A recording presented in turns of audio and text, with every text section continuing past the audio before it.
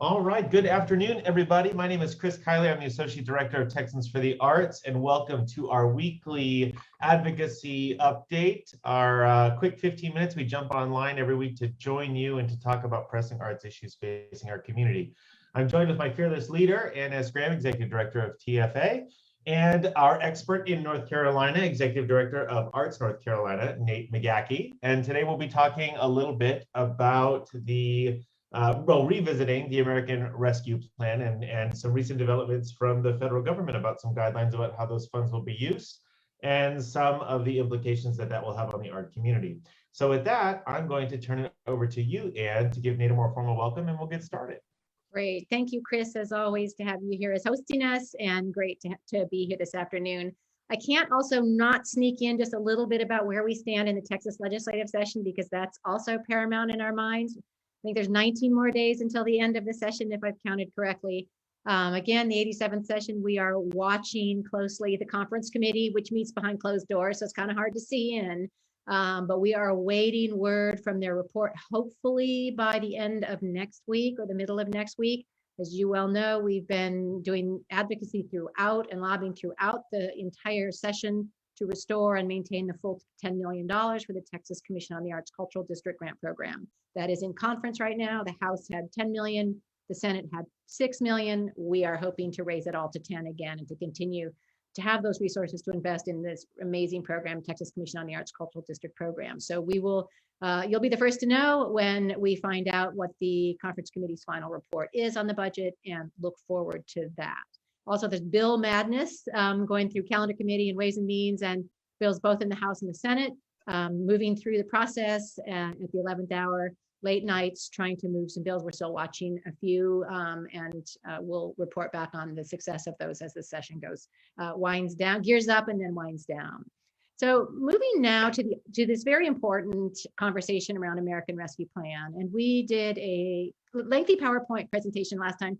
Courtesy Nate, I want to thank Nate for sharing his PowerPoint, which we adapted to Texas from North Carolina, and gave a really solid overview of what the American Rescue Plan is, signed on March 11th by President Biden, meant to restore the losses, the economic impact that has been experienced because of the COVID-19 pandemic, and to bring all of our industries, all of our sectors back to a level of sustainability, and then to restore moving into the future, putting businesses back to work, putting people back to work, contributing to the healthcare initiatives, of course, still dealing with COVID-19, but really to reignite the economy and to also deal with cultural equity and the equity lens, and ensuring that we're talking about access for all people throughout this plan.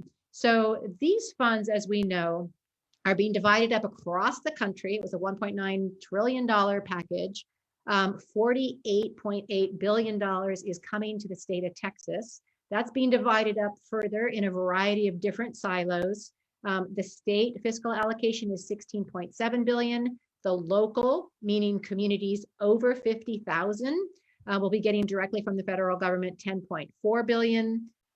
There is elementary and secondary school relief fund. There is higher education relief fund. There are child care development block grants. There are a number of, and then also related to the arts, there's the NEA and the NEH. The NEH will be getting 1.9 million, and the National Endowment for the Arts will be getting just a little bit under 1.2 million. Those NEA funds will be distributed through the Texas Commission on the Arts. So, and they're still working out what those, how those funds will be distributed, but the NEA has granted those funds, and the TCA will be distributing those, so that will help. Where we really have the opportunity, and why we've invited Nate to meet with us today, is we know that this is a once in a lifetime opportunity, especially at the local level where you know your elected officials. These funds are coming to your communities. They're going to the mayors and councils and city managers that make decisions about your budgets, both your general fund budgets and special tranches of money like this. A once in a lifetime opportunity to really make the arts and culture voice heard, and to ensure that we are at the table of decision making, as our municipalities, also very deeply hit by the pandemic, how they are trying to use these resources to also repair lost revenue and bring their budgets up to a more sustainable and stable place. So there's a lot of competing interests, but we feel that the arts, with its connection to travel and tourism, which was the hardest hit sector in Texas throughout the pandemic, that we are aligned, arts and culture clearly aligned with why people come to Texas, travel in Texas, travel domestically within Texas is to participate in the arts and culture sector and what that brings to businesses, et cetera. So with this $10.4 billion, we are encouraging you at the local level to put together plans, to meet with your city councils, and to put together Advocacy 101 lessons. We talked about that last week. We have a lot of materials on our website, texansforthearts.com, and you can find the resources there. So we know fundamentally where there's very broad, and I'm actually going to turn it over to Nate to give a little bit of what you can fund, what you can't fund. And we really fit in, we meaning the arts and culture creativity sector, we fit into the what you can fund. So with that, the US Treasury just issued their guidelines at the beginning of this week. We've invited Nate to sort of break that down. So what does that mean? We were sort of waiting for the US Treasury. We kind of know about this. We know a fair amount about it. What do we need to know now that's different or that supports our efforts to secure these funding for the arts? How does the landscape look a little bit differently now that we know that these federal guidelines have come in? So without further ado, Nate McGaha. Thank you very much, Anne, and it is a pleasure to be back with you again to talk about yet another federal program. I think the first time I was on, we were talking about shuttered venues, but so the Treasury has finally, after we waited for about 2 months, Treasury has finally released what they are calling the interim final rule, which is a 150-page document that sort of outlines how to spend all of these, $350 billion going to every state, county, and local government across the entire United States, as well as a fact sheet and an FAQ sheet and a website. So there are ways to process this information without reading through all 150 pages. And a lot of it is restating the things that we already knew about the ARP. This week, actually, in addition to the funding coming or the rules coming out from Treasury, this is the week that they are also opening up so that states can request the funding from Treasury, states as well as local governments and counties. So, so we'll actually be seeing real dollars coming into coffers in the weeks to come. One thing that they did sort of recap was the 5 primary uses for this funding. They kind of took the first one and broke it into 2, so we were talking about 4 uses, but now to make it easier, we're talking about 5. The first one is public health expenses. So that is exactly what you think, mitigation efforts for medical expenses around COVID-19. Obviously, it's a health crisis first and foremost, so there's health expenses that this can be used for. The one that the arts fits in the best, and this is the one that we're going to talk about the most, is addressing negative economic impacts caused by the public health emergency. So as you know, all of those closings that cause the negative economic impact. The other thing is replacing tax revenue. So counties, a lot of counties got hit hard, lost tax revenue, cities lost tax revenue. It is possible with these funds that those governments can replace that tax revenue, comparing 19 to 20. Lots of new information about how that works. I have not even gotten to that page in the guidance yet. Also providing premium pay for essential workers. So that's an option that state and local governments have, as well as investing specifically in 3 things infrastructure-wise: water, sewer, and broadband. So it is entirely possible that a city may opt to invest all of their money in broadband or all of their money in sewer. So arts funding is not guaranteed by any stretch of the imagination, because cities, counties, and states can invest money in any one of those things. I will say that specifically in the legislation and in the guidance, they call out tourism, hospitality, and what was the other one? Tourism, hospitality, and travel, tourism, and hospitality as impacted industries that can be served. They also say, or other impacted industries, and sort of the measure they say, like if you're wondering what another impacted industry is, hospitality got hit at a 17% job loss and 24% revenue loss. So in the new guidance, they're like, so that would be considered a good benchmark for an impact industry. I think obviously we know that in the nonprofit art sector, 17% job loss is we wish it was only 17%, and the same with revenue. So obviously the arts are specifically named as something that can be funded, as well as nonprofits. So arts nonprofits are definitely eligible to receive funding. The one thing that's new and I think is really interesting about the guidance that came out this week is they've put forth kind of a test that you have to ask yourself 2 questions about every funding request that you before you put it forward in order for it to qualify when it comes to this funding to make up for economic losses. The first test is there a need that was caused by the pandemic, right? So and maybe the simple example was, did you lose funding or did you lose revenue because of the fact that there was closures due to the pandemic? I think most arts organizations across the board are going to say yes. The second question is the thing that you are requesting, is the thing that you are spending the money on solving that specific problem, right? So is it making up for the loss, or is it empowering or creating a system by which it can you can solve this problem of the economic hit caused by the pandemic? So is the problem caused by the pandemic, and is the thing that you're spending the money on solving that problem caused by the pandemic? And I think certainly investing in new programs or maybe certain buildings or upfitting things. I mean, there's a lot of arguments to be made that these investments in the arts are going to help solve the economic impact. Another thing to remember is these funds are very flexible, right? So outside of those 2 questions, while the different places in the guidance might list some examples, it doesn't mandate that any specific expense has to be used. So there's a lot of flexibility out of what you can spend this money on, as long as it meets that test of the cause and whether or not it's solving the problem.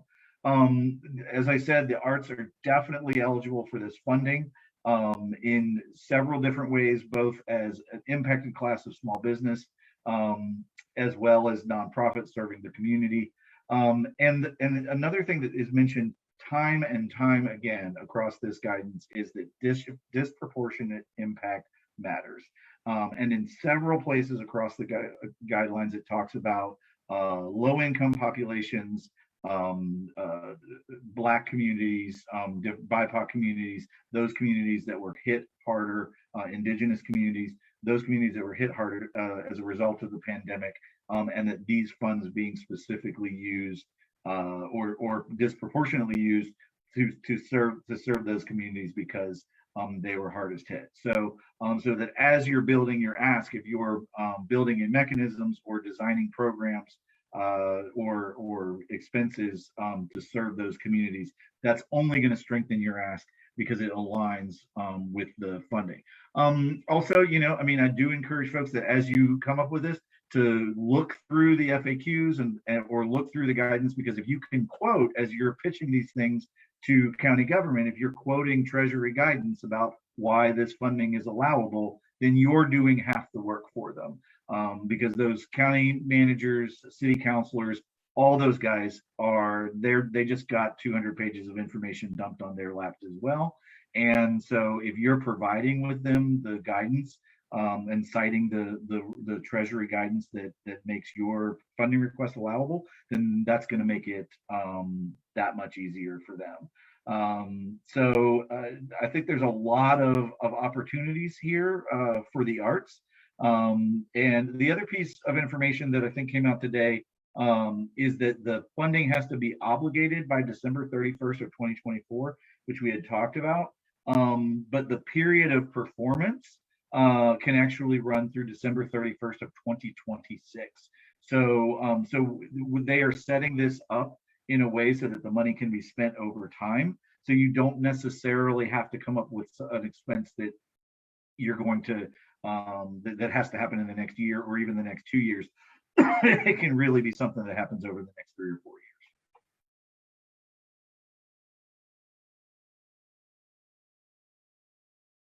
Oh, and you're muted. I figured that out. That's very helpful. I mean, I think the key things that I was hearing here is, one, answering their two-part question, which I think many of us can already do in the art sector. And then again, this quoting the guidelines when you're putting a proposal together, actually have it speak the same language that's coming from the Treasury. The other thing to think about in Texas that is unique here is our hotel occupancy tax is a primary source for arts funding. And with the passage of Senate Bill 1221 2 sessions ago, there's a mandatory requirement, and you can to report that to the comptroller. Comptroller has that information on his website. We have that on our Hot Toolkit website. So you can actually look up your community, what the Hot for the Arts was in 2019, what it was in 2020, and see there's a difference there. And those are resources that you would have been applying for grant funding from your municipality to get those dollars. And those dollars were not there in 2020, and they're just not there yet in 2021. And by looking at studies on travel and tourism, it'll be a few years before they're back up where they are. So that kind of needing to quantify and show, to show examples that are on the comptroller's website with the state, that's speaking the same language as well, where we're talking about tax loss and loss of investment in the arts and culture sector. So that's really making our argument for how we also will positively impact our communities, regrowth and restarting and recovery is in fact through the arts. And using that as examples of bringing people into our communities, increasing visitation, getting tourism and getting travelers who are sticking still closer to home, still, even despite the vaccine, a couple more years likely with still more domestic travel, and our museums are opening, our concert halls. We just had a board meeting shortly before this call, and one of our board members just said they had their first, Houston Ballet had their first live performance this weekend or in the last week or so. And, it's really notable. And the people who came out to see this live performance, we are hungering for it. So I'm trying to think. I will say that this information and the new information from the Treasury, we will post on our website, our brand new website, which opened up on Sunday, still TexansForTheArts.com. You can always find us there. On the homepage, you'll find a great drone picture of Levitt Pavilion in Arlington with little squares where everybody is socially distanced. Click on that link and you'll find lots additional information about ARP, including the material that Nate just mentioned, which we haven't posted yet, but we'll be posting it momentarily. So if you have any other questions, you can always reach us at info@TexansForTheArts.com or post on our comment box in here on Facebook Live. And this will be recorded so that you can always come back and share this recording and have other people listen to it. So without further ado, we're sticking almost to our 15 minutes. Happy to bring this information. It's really timely. Please, if you've not let your elected officials know at the municipal and county, do not forget your county commissioners. If you've not yet reached out to them and saying, at least you're working on an idea for a proposal, do so now. It's not too late. And that literally could be picking up the phone or sending an email and introducing yourself, even for the first time, if that's the case, that you have a right and an opportunity here to ensure that the arts is invested in. So thank you all for your leadership in your communities. And thank you, Nate, for joining us. And thank you, Chris, for hosting us. Thank you, everyone. And we'll see you next week. Next week, we'll be joined by Travis James, Vice President of TXP. And we'll be chatting a little bit about framing the economic impact of the pandemic on the arts sector as we begin to make these requests. So with that, we'll sign up for the week. We'll see you all next Wednesday. Thanks so much. Have a great weekend, everybody.